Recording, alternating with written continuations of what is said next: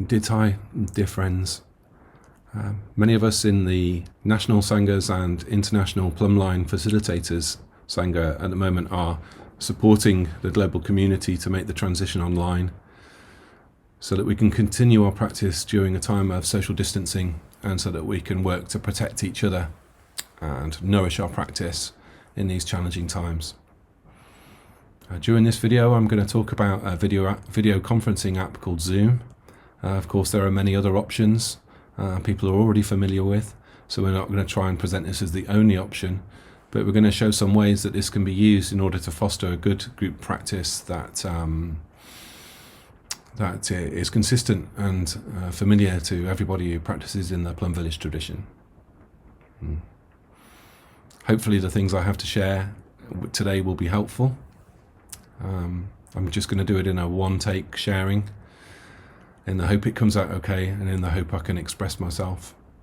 And and we'll also work over this next couple of weeks to add additional resources via the Plumline website. First of all, what I wanted to note and acknowledge is that our practice is a simple practice. Simplicity is part of our equation, I think, part of our essence, along with peace, joy, happiness. So we can make use of simple tools online, and something like this platform is perhaps all we need. We're providing a shared space. But people shouldn't feel that they need access to all these means like a laptop with video conferencing, Wi-Fi and all those kind of things in order to meet with others online. We would say that the minimum requirement for people is that they have a telephone. So if they have a telephone, that means they can connect on something like Zoom. For instance, there are local dial codes that people can use so they can join a practice session like this and they needn't see what's on the screen. Indeed, we know that some people have sight loss, and some people also experience hearing difficulties. So Zoom is a platform that enables closed captioning that people can use if we have hearing difficulties. For those with sight loss, we should be able to hear what's going on in the Sangha as well. I hope I've been able to express myself well there. So moving forward, a structure is obviously helpful. A structure can be something as simple as offering a 20-minute shared space for everyone. A 20-minute shared space to sit in the morning and to gather with others, support our practice as we move forward. Or we can do something that's a bit more developed, a little bit like our physical meetings in person, where we might have a structured period of meditation, a period of time where we enjoy a shared reading, a period of time for Dharma sharing, all those kind of things. So what we tend to do in the World Interbeing Sangha, each hour that we meet, we would typically have a short amount of time for arrivals and welcomes, 20 minutes of guided meditation, 10 minutes of introductions and weather reports, then perhaps 10 minutes for teaching from Thai, reading from a book, a video clip or an audio file, something like that. 15 minutes for Dharma sharing, 5 minutes for announcements and arrangements for the next meeting before inviting the bell to close our time together. All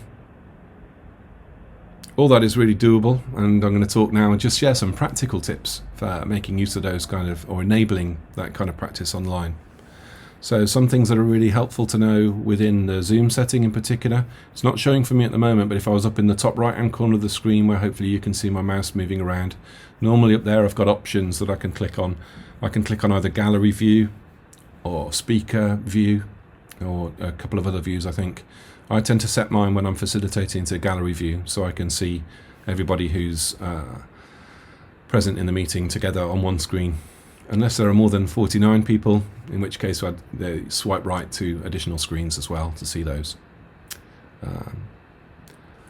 Up in the top left-hand corner of my screen, I've got turn off or turn on original sound. That's an additional option for me that's set up in this account for facilitators. I'm going to talk about that in a few minutes, just to talk about the benefits of using original sound. So gallery view is really helpful. Another thing that we try to practice when we're online, particularly as a group, is muting our microphones when we're not speaking. This is something that people aren't usually familiar with when they join, but it's something that we can grow used to quite quickly. Indeed, as facilitators, we can take an action to mute everyone apart from ourselves. So if we're leading a guided meditation and there's 100 people online and there's all sorts of unmuted microphones, we can quickly mute everyone's microphones. I prefer not to do that because I like people to have control of the way they're interacting. But the option is there. The reason why we mute the microphones is once we've got more than 4 or 5 people online, there can be all sorts of echoes and sound interference as sound goes out to many different places and comes back again via people's microphones. So it creates the right environment for our practice by muting our microphones when we're not speaking. Bowing in and bowing out is also slightly different, I guess, when we're online. In a room setting, a physical room setting together, we can get all sorts of cues when somebody is bowing in, a slight rustle of movement, or if our eyes are open and noticing somebody actually bowing. But online, if mics are muted or people are on different screens, it can be hard to get a sense of when somebody is intending to speak. So before we speak, simply saying the word bow can be helpful, or saying something like Kev bowing in, Kev bowing out is helpful. And then when we finish, we can finish with saying the word bow. It's quite helpful. So I would, if I was about to speak in a Sangha session, I might unmute my microphone, and then for people who've got their eyes closed, not necessarily directed at the screen, I can simply say bow at the same time as bowing. And when I finish, bow again. The sound of the bell is a wonderful and deep aspect of our practice, a companion and friend.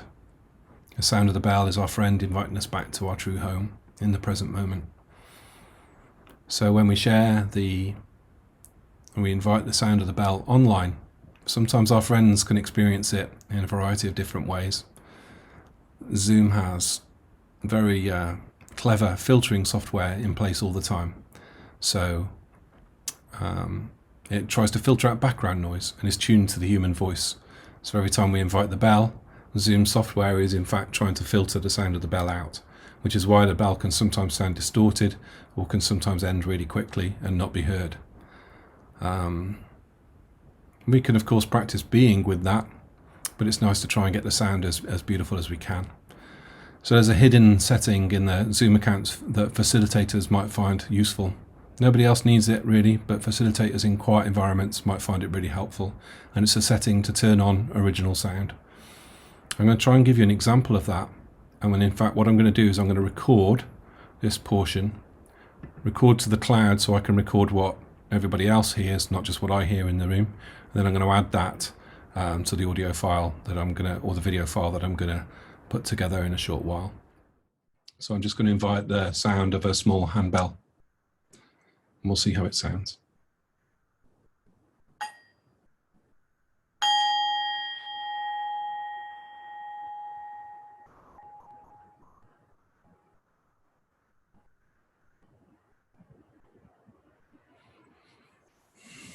Now I'm going to turn on original sound.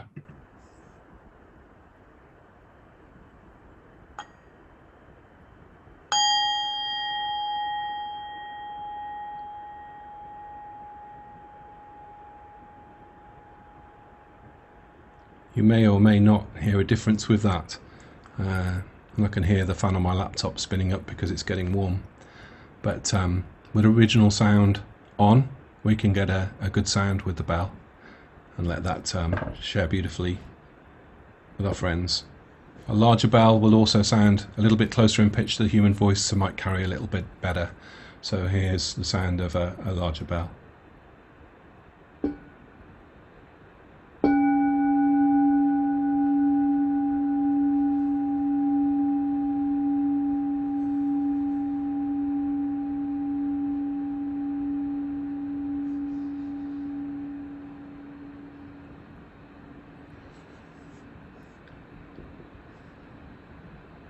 As I say, the option is hidden, but is something that can be found in the settings and turned on for facilitators.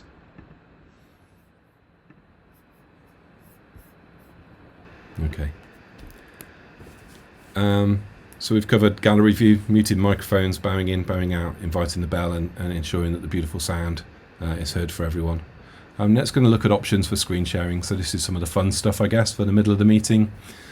We can, of course, share anything that we would look at on screen, so PDF files, Kindle app, YouTube clips, sound files, whatever you choose to share can be shared online. The way to do that, I've got a button down the bottom of my screen here, the share button. If I just click on that a moment and look at the first option with you,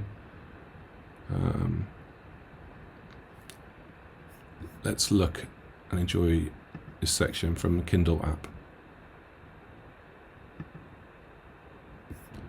Just going to move this these screen controls down to the bottom.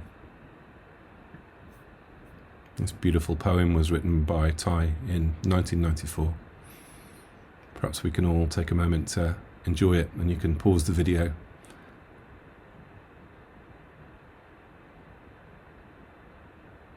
And I'll go to the second page.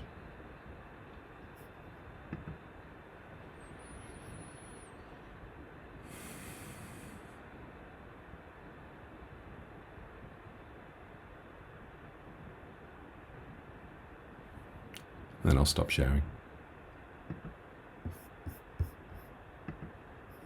So when I'm sharing something like something from Kindle app, we'll decide beforehand. We know maybe there's a certain amount of people online. We might decide to read 5 or 6 pages. So I'll say, well, I'll read the first page, and I'll mute my microphone. Then John will read the second page. Tracy will read the third page, and so on. And as people are reading, I'll simply click forward in the app as people reach the end of the page, and the process flows quite well. We've read whole books online over periods of a couple of years and stuff, so it works really well. Something else we can do is enjoy our mindfulness trainings recitations. So again, I can set up that with participants at the time. Say I could read the introduction, one individual will read the first mindfulness training, somebody else will read the second, and so on. And we make our way through. And I can also unmute to do things like invite the bell between the trainings and all those kind of things as well. So I've just got that set up to show you as well. I can share this clip and actually just come back to the start. This is what I would normally see. So I would start with this. Read the introduction, click forward.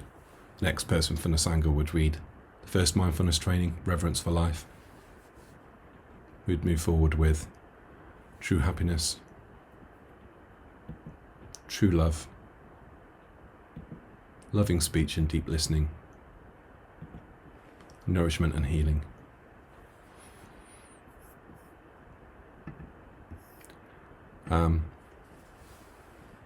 Having access to the resources online means people don't have to have them. So if we're going to share a book, we're not asking people to buy the book. We're sharing it and making it available to all. And similarly, you don't have to have the mindfulness trainings to hand if you do it that way. Although what some people will do is within the chat box. A nice thing to do is bring up the chat box, type in there, and you can just send a link to the Plum Village website and link people to the 5 mindfulness trainings, which they can link through to in their browser and participate in the app like that. So there's various different ways that people can do that. The chat box can be really helpful. People can ask questions there. People can do things like raise a hand and other options that can be done within the chat box, which is helpful as well. Other options for screen sharing, of course, we can do videos. So let me share a video with you. When preparing to share a video, it's really helpful to, in Zoom, you can have this option to share the computer sound. So people now aren't hearing from the microphone, they're hearing the sound directly off the computer. And I'm also going to optimize for a full screen video clip. And then I'm going to share this clip with you.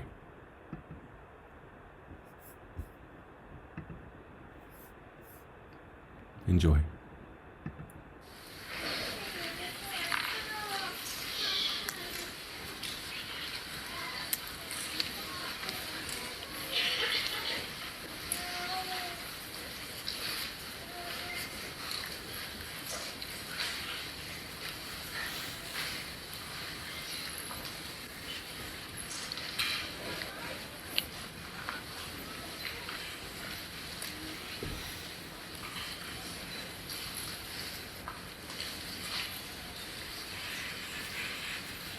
mindfully.